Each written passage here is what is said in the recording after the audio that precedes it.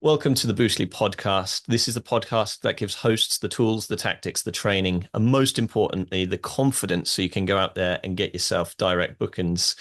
Today, we've got a spotlight series on the Boostly podcast where we look at businesses, we look at other hospitality things that you as a host should know about. And we're going to shine the Boostly spotlight on Molly Cooper from Curated Spaces.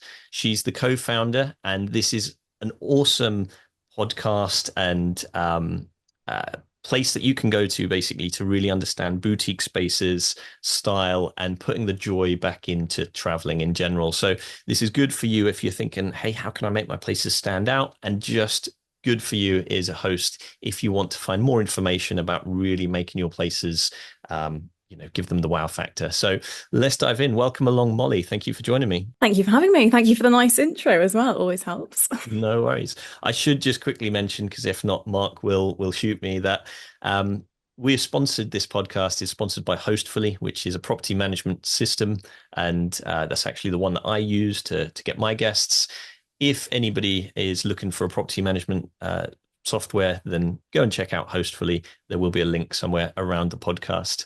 So, Molly, let's dive in, shall we? Yeah, let's do it. Okay, so first question is what is curated spaces? What's the elevator pitch?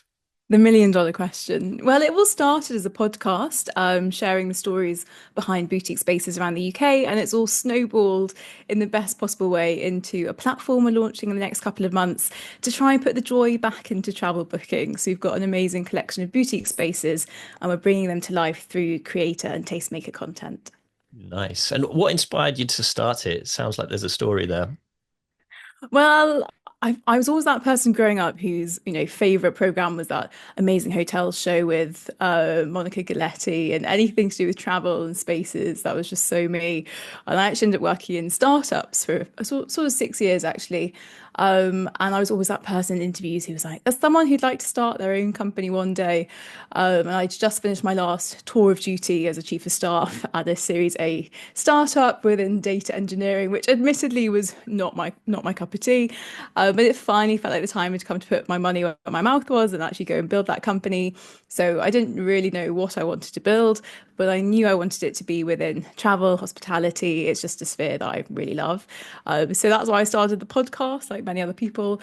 I just thought maybe something will come of these conversations with interesting people doing interesting things in a sphere that I love. And yeah, I guess some things did come of it. Yeah. It's good to hear.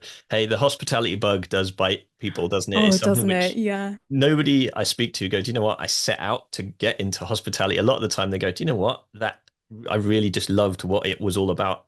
At the end of the day, traveling is full of joy a lot of the time, and they make people make memories when they come and travel, which last a lifetime. So this is what gives me the passion for it. I think you always think, what are the best memories? And often they're holidays or time away with loved ones and stuff like that. So ultimately, it's quite a nice place to kind Oh, of yeah. live in and to be in that space, isn't it? So that's very cool. Yeah, I'm glad you exactly. mentioned social media because it brings us on to the next question. That the mantra that I've read about on your website is to scroll less and live more.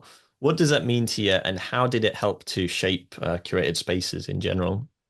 Yeah, so it's been a real journey for me, this. I think before I quit the job to actually go and do something, I was a little bit, you know, I had a good job, which I enjoyed, worked with great people. I wasn't stuck in a horrible situation. But I remember just feeling a little bit sort of, I wasn't quite on the right track, and I felt like I was spending too much time watching telly and going around London in a concrete box. And I just felt a little bit out of sync, I think, with, Mhm. the world and all the natural cycles and rhythms. So I actually, for a period, went like really tapped into eating seasonally and living with the seasons, which actually, when I then started speaking to chefs and these founders of restaurants with rooms, the best thing was going down to the kitchen garden and getting back to nature. And I found that whole experience of getting offline just so refreshing and so grounding and just amazing. Someone, and I think anyone living in London has spent too much time on the sofa or online. Mhm. So for me, it's how can we spend less time doom scrolling through Instagram and TikTok and actually going for that spontaneous midweek supper or going for a cuppa with your friend and actually Mhm. just enjoying the real world a bit. But I do now acknowledge we have gone full cycle and we are releasing a tech platform. So it's something we're trying to balance. And I think we really want the new platform to be somewhere that you can go to find that perfect space we're looking for without having to doom scroll 20 pages on booking.com. And actually, you can get out there and, start enjoying a good time sooner. Before we move on to how the platforms change from podcasting into the platform that it is, what do you think most boutique owners listening to this struggle with the most? And how does this idea for the new platform really help that? Yeah, so I think we're facing this massive shift at the moment. You've got millennials everywhere. We've got Gen Z up and coming, and they consume and purchase really differently to previous generations. We're super visual, we're really into authentic. Flashy things no longer appeal to us. We're all about experiences, getting off grid, creating our own stories and memories. And actually, traditional marketing, especially for hotels, which would be, those landscape, empty shots of a perfect looking room, they Mhm. actually don't work on, like, I wouldn't book a hotel that if those were the only pictures I'd seen. Everyone I know, and we did a lot of user interviews around this, when we say, how do you find somewhere to stay? They'll, trawl through their Instagram save sections, all those posts they've saved over the past year. They'll then find that hotel and click on tag to see who they know who's been there and look at their pictures. So people really want that sort of authentic glimpse behind the perfect pictures that you see on websites. But I think sort of navigating this influencer marketing landscape is something that I think just the nature of the name is a little bit Mhm. off-putting for a lot of people. I think influencers got a lot of connotations, and you do see a lot of stuff at the moment about the death of the influencer, which I kind of agree with. But I think it's a really interesting marketing channel, especially in hospitality, which is such a sort of personal lifestyle led decision, you're much less likely to. I mean, you can easily spend 20 quid in a t-shirt because you saw someone wear it and you could wear it once and forget about it. But actually, your holiday, like you said earlier, they're so important. Could be Mhm. maybe you're going to propose, maybe it's your child's first trip to the sea. I don't know. These like massive life milestones, they're really precious. And actually, you want to know you're booking somewhere that really aligns with what you want to get out of that trip. So actually, I think you find people are really following very niche creators these days, which is why I think actually micro creators and those like nano influencers are a really good place to start for a lot of people. But Mhm. actually, they're often doing it part time alongside a full time job. They don't really know what they're doing. The spaces don't know what they're doing. So it's this huge like minefield of how do you even start a proper like creator marketing campaign or initiative. So actually, we try to just like really simplify it. We've got a group of incredible spaces, a group of brilliant creators, and we just made it really easy for them to access each other and tap into this like visual storytelling to help bring those spaces to life for Gen Z and millennial bookers, and actually rewarding the creators for doing so. I mean, it sounds really good. And how does Created Spaces make that high quality kind of marketing accessible? So what I guess what would a host need to do to be considered for Curated Spaces, as one of those places that the the creators would come and look at? Yeah, so we've done a big old mapping and we've got about 500 spaces on our radar that we'd love to have. And we've started at more of a sort of hotel, pubs and rooms, guest Mhm. houses, so sort of hosted stays. But we've already had so many cabins and exclusive hires reaching out to us saying, I love what you're doing. So we're definitely going to look at an offering for those kind of spaces too. But for us, it's not about being like the super fanciest, flashiest. It's spaces which have a real sense of soul and spirit and who are doing just brilliant things, whether it's, I mean, I always used to say this podcast, I never thought I'd have so many conversations about soil health. But everywhere I went, they were like, oh, Mhm. and in our kitchen garden, what we're doing for regenerative rewilding, blah, blah, blah, blah, blah. So we really don't have a specific criteria, but we do look for spaces that are doing something really special and bringing that soul and charm and story. And I think what's really neat actually is we're going to start with this sort of group that we've mapped out and want to have on board.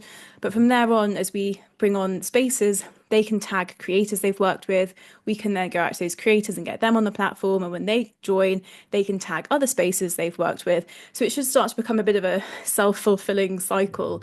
And actually, we don't have to curate or go out and find those spaces. We can get brilliant, tastemakers who have been to way more lovely places than I have, and they Mhm. can bring on spaces they've worked with. And so it should become a really lovely growing community. But yeah. Is there anything else you'd like to share in terms of curated spaces, and how would you like people to remember yourself, Molly, and curated spaces from this podcast? Oh, really good question. I don't know about me. Nice. Would have a slice of Victoria sponge with her. Um, curated. I'm so excited, honestly, just to start sharing it with the world. We've been building it out for the past 8 months. So I've been like a little hermit in my flat, just head down building this platform. So actually, I'm just so excited to start sharing it and yeah, seeing people use it. Bit terrifying though, putting a baby out in the world to be Yeah. shot down, but no, it's going to be great. So yeah, we'll be sharing much more over the coming weeks and months. But I think we're just really excited to help people make the most of 2025 and take more little breaks and not wait for big flashy trips, but just start building travel into their sort of more regular cadence and see more that this amazing country of ours has to offer. And where would they go? What's the links for people to go and find out more about this? It will be app.curatedSpaces.club. But I'll also send you a link to pop in the show notes. Awesome. And if you're listening to this while driving, when it's safe to do so, you'll see them in the show notes. Yeah. And if you're watching this on YouTube, it'll be somewhere around the video for you to be able to click and go straight through to that. So, Molly, thank you so much for coming on and sharing the story about curated spaces, and just for the awesome having faith in yourself and going off and doing what you're doing. This is great to hear. I've certainly learned things, and the feeling that I'm left from this is really focus on telling stories and building emotions with your audience. And yeah, I'm looking forward to hopefully having you back on the Boostly podcast as things take off with Oh, this yeah, platform, and seeing absolutely. you No, again in it's the been future. such a pleasure. Such a pleasure. Thank you for having me, and I'll come back anytime. I'll bring the cake. Awesome. Like, I'm looking forward to the Victoria Sponge. Thank you so much. So thank you for listening to this on the Boostly podcast. If you've enjoyed this podcast and you know somebody else who would like to listen to this, go and share it with a friend or family, whoever you'd like to. If you'd like some more advice on direct bookings, don't forget you can go onto any book selling platform or on Audible, and you can search Mark Simpson's book, which is the Book Direct Playbook. It's a bestseller, and it will show you how to get more direct bookings from start to finish. And it's as cheap as they will let Mark sell it for. He doesn't make money on it. It just really does help a lot of people. So thank you for listening to this. We'll see you on the next podcast. And thanks again for Molly for joining us.